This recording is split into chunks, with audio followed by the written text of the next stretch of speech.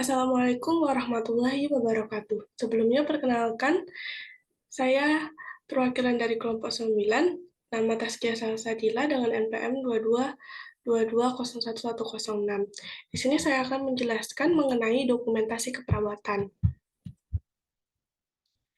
Kasus Nona Nona D, seorang mahasiswa usia 18 tahun dirawat di Rumah Sakit Ahmad Yani sejak 2 hari yang lalu dengan diagnosa medis dengue hemorrhagic fever atau DHF. Sebelum dirawat di rumah sakit, klien mengeluh demam naik turun selama 2 hari, muntah, pusing saat berdiri, tidak nafsu makan, dan minum kurang. Ibu klien mengatakan jika kakak klien juga dirawat di rumah sakit dengan diagnosa yang sama 1 minggu yang lalu. Klien dan kakaknya merupakan mahasiswa yang berasal dari Jawa dan tinggal satu kos. Hasil pengkajian saat ini, TB-nya 156 cm, BB-nya 50 kg, tekanan darahnya 100/70 mmHg, nadinya 86 kali per menit, pernafasan 20 kali per menit, suhu 30 derajat Celcius, dan klien mengeluhkan tidak bisa BAB sejak 3 hari yang lalu. Dan saat melakukan pemeriksaan abdomen, terlihat perut simetris, bising usus 10 kali per menit, terdengar bunyi timpani saat perkusi, dan perut teraba keras. Pada lengan atas terlihat bintik-bintik merah, kulit terlihat kering, mukosa bibir kering, dan tuber kulit menurun. Hasil laboratorium darah didapatkan data dengan hemoglobinnya 14,6 G per DL, BBC-nya 2,95 10⁻3, RBC-nya 4,9 10⁻3, PLT-nya 14 10⁻3. Saat ini kalian terpasang infus RL 30 tetes per menit, parastamol 3 kali 500 mg. Identitas pasien, nama Nona D, usia 18 tahun, pekerjaan mahasiswa, diagnosa medis, dengue hemorrhagic fever atau DHF. Data yang didapat, data subjektifnya, klien mengeluh demam naik turun selama 2 hari, muntah, pusing saat berdiri, tidak nafsu makan, dan minum kurang. Ibu klien mengatakan jika kakak kalian pernah dirawat di rumah sakit dengan diagnosa yang sama 1 minggu yang lalu. Klien tidak bisa BAB sejak 3 hari yang lalu. Data objektif yang didapat, TTV-nya tinggi badannya 156 cm, berat badan 50 kg, tekanan darah 100/70 mmHg, nadinya 86 kali per menit, pernafasan 20 kali per menit, dan suhunya 38 derajat Celcius. Pemeriksaan abdomen, perut simetris, bising usus 10 kali per menit, bunyi trampani yang perkusi, perut teraba keras. Kemudian ada terlihat bintik merah pada lengan atas, kulit kering, mukosa bibir kering, dan tugor kulit menurun. Hasilnya didapat, HB-nya 14,6, BBC-nya 2,95, RBC-nya 4,9, PLT-nya 14. Dan terpasang infus RL 30 tetes per menit. Paracetamol tablet 3 kali 500 mg. Kemudian untuk diagnosanya ada hipertemia dengan data yang didapat demam naik turun, itu data DS, dan data objektifnya ada suhu 30 derajat Celcius, bintik merah pada lengan atas, kulit kering, mukosa bibir kering, dan tuber kulit menurun. Fisiologinya proses infeksi. Kemudian ada didapat data subjektif, tidak nafsu makan, kurang minum, tidak bisa BAB sejak 3 hari yang lalu, dan data objektifnya perut teraba keras. Ini diagnosanya defisit nutrisi. Dengan fisiologi, faktor fisiologis berhubungan dengan keengganan makan. Diagnosa keperawatan, yang pertama hipertermia berhubungan dengan proses infeksi, kemudian yang kedua defisit nutrisi berhubungan dengan faktor fisiologi berhubungan dengan keengganan untuk makan. Rencana keperawatan, diagnosanya ada hipertermia dengan SLKI atau tujuannya yang pertama itu termoregulasi, Setelah dilakukan tindakan selama 1 kali 24 jam, diharapkan termoregulasi membaik dengan kriteria hasil. Yang pertama, suhu tubuh dari cukup memburuk 2 menjadi sedang 3. Kemudian ada tekanan darah dari sedang 3 menjadi cukup membaik 4. Sikinya atau intervensinya ada pertama manajemen hipotermia, observasi yang dilakukan identifikasi penyebab hipotermia, monitor suhu tubuh. Kemudian ada terapeutik, ada sediakan lingkungan yang diinginkan, kemudian ada longgarkan atau lepaskan pakaian, kemudian berikan cairan oral, dan lakukan pendinginan eksternal, misalnya selimut hipotermia atau kompres dingin pada dahi leher, dada, abdomen, dan aksila. Kemudian ada edukasi, ada anjurkan tirah baring, dan kolaborasi pemberian cairan dan elektrolit intravena. Yang kedua, tujuannya ada status cairan. Setelah dilakukan tindakan 1 kali 24 jam, status cairan membaik dengan kriteria hasil turgor kulit dari memburuk 1 menjadi cukup menurun 2. Kemudian membran mukosa dari memburuk 1 menjadi cukup memburuk 2. Ada intake cairan dari cukup memburuk 2 menjadi sedang 3. Kemudian ada intervensi yang kedua, ada manajemen cairan. Observasinya yang pertama monitor status hidrasi, misalnya frekuensi nadi, kekuatan nadi, akral, pengisian kapiler, kelembapan mukosa, turgor kulit, tekanan darah. Kemudian ada terapeutik yang pertama catat intake output, ada hitung balas balance cairan 24 jam. Kedua, berikan asupan cairan sesuai kebutuhan. Dan yang ketiga, berikan cairan intravena jika perlu. Kolaborasinya ada kolaborasi pemberian diuretik jika perlu. Lanjut ke diagnosa yang kedua, ada defisit nutrisi berhubungan dengan faktor fisiologis, berhubungan dengan keengganan untuk makan.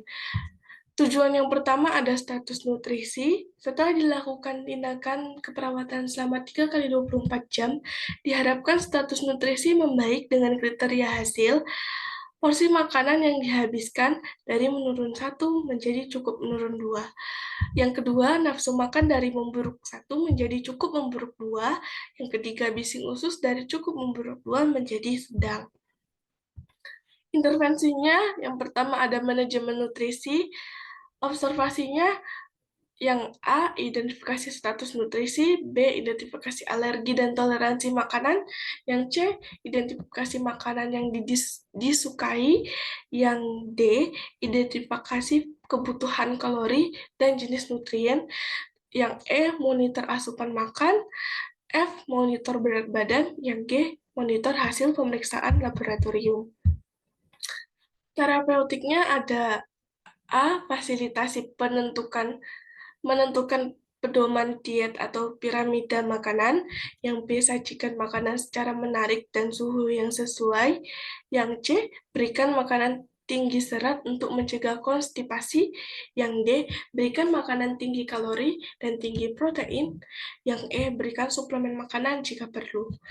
Edukasi yang diberikan, anjurkan posisi duduk jika perlu, kolaborasi dengan ahli gizi untuk menentukan jumlah kalori dari jenis nutrien yang dibutuhkan jika perlu. Kemudian, tujuan yang kedua ada eliminasi fekal. Setelah dilakukan tindakan keperawatan selama 3 kali 24 jam, diharapkan eliminasi fekal teratasi dengan kriteria hasil. Pertama, keluhan, defekasi lama dan sulit dari 2, cukup meningkat menjadi 4, cukup menurun. Kemudian yang B, distensi abdomen dari 1 meningkat menjadi 3 sedang. Frekuensi defekasi dari 1 memburuk menjadi 3 sedang.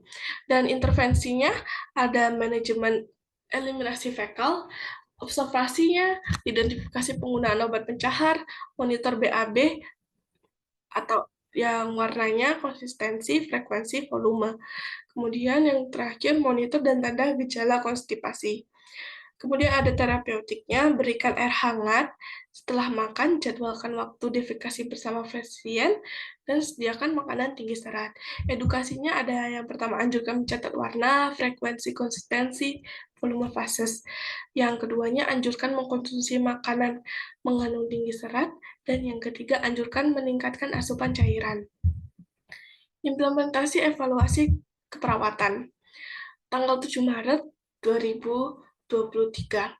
Implementasi yang dilakukan yang pertama mengidentifikasi penyebab hipotermia, yang kedua monitor suhu tubuh, yang ketiga menyediakan lingkungan yang diinginkan, yang keempat mengajurkan tirah baring, dan yang kelima berkolaborasi dengan dokter dalam pemberian cairan elektrolit. Evaluasi di sini ada data SOAP yang S adalah pasien mengatakan badannya masih terasa panas, yang O suhu 37 derajat Celcius, masih ada bintik-bintik merah pada lengan, mukosa bibir sedikit melembab, turgor kulit sedikit meningkat, tekanan darah 110/80. Yang A, masalah hipertermia teratasi sebagian. B-nya, monitor suhu tubuh, longgarkan atau lepaskan pakaian, lakukan pendinginan eksternal, dan anjurkan tirah baring. Kemudian pada tanggal 7 Maret 2023,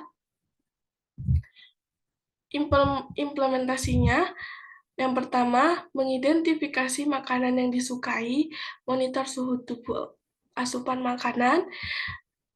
Yang ketiga, menyiapkan makanan secara menarik dan suhu yang sesuai. Yang keempat, monitor tanda dan gejala konstipasi. Kemudian yang kelima, memberikan makanan tinggi serat. Evaluasinya ada S-nya. Pasien mengatakan masih sulit BAB, pasien mulai mau makan, O-nya perut masih teraba keras, A masih masalah defisit nutrisi belum teratasi.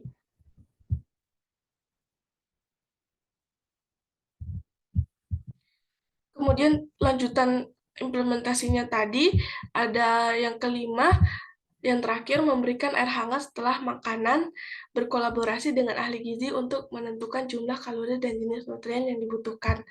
Di sini evaluasinya yang P ada pertama monitor asupan makanan, sajikan makanan secara menarik dan suhu yang sesuai, kemudian berikan makanan tinggi serat seperti brokoli, tempe, bayam, pepaya, alpukat. Kemudian berikan air hangat setelah makan, identifikasi penggunaan obat pencahar. Kemudian pada tanggal 8 Maret 2023, implementasi yang dilakukan yang pertama, monitor asupan makanan, kedua, menyajikan makanan secara menarik dan suhu yang sesuai, ketiga, memberikan makanan tinggi serat seperti brokoli, tempe, bayam, pepaya, dan alpukat. Kemudian yang keempat, memberikan air hangat setelah makan, dan yang kelima, mengidentifikasi penggunaan obat pencahar. Evaluasinya ada S-nya, pasien mengatakan sudah bisa BAB, meskipun masih sedikit yang keluar, kemudian pasien mulai selera untuk makan dan minum. O-nya perut teraba sedikit keras, A-nya masalah defisit nutrisi teratasi sebagian. P-nya berikan makanan tinggi serat seperti brokoli, tempe, bayam, pepaya, dan alpukat. Kemudian ada berikan air hangat setelah makan. Kemudian monitor BAB, selanjutnya jadwalkan waktu defekasi bersama pasien, kemudian anjurkan mencatat warna, frekuensi, konsistensi, volume fases, kemudian anjurkan meningkatkan asupan cairan. Tanggal 9 Maret 2023 memberikan makanan tinggi serat seperti brokoli, tempe, bayam, pepaya, alpukat. Yang kedua, memberikan air hangat setelah makan. Yang ketiga, monitor BAB. Yang keempat, menjadwalkan waktu defekasi bersama pasien. Yang kelima, menganjurkan mencatatkan warna, frekuensi. Yang keenam, menganjurkan meningkatkan asupan cairan. Kemudian, untuk intervensi evaluasinya ada S-nya, pasien mengatakan sudah bisa BAB, Kemudian ada pasien mengatakan sudah ada nafsu makan dan minum. O-nya ada pasien sudah tidak teraba keras. A-nya masalah defisit nutrisi terastasi. Yang P-nya hentikan intervensi. Baik, itu tadi penjelasan dari saya. Kurang dan lebihnya saya mohon maaf. Wassalamualaikum warahmatullahi wabarakatuh.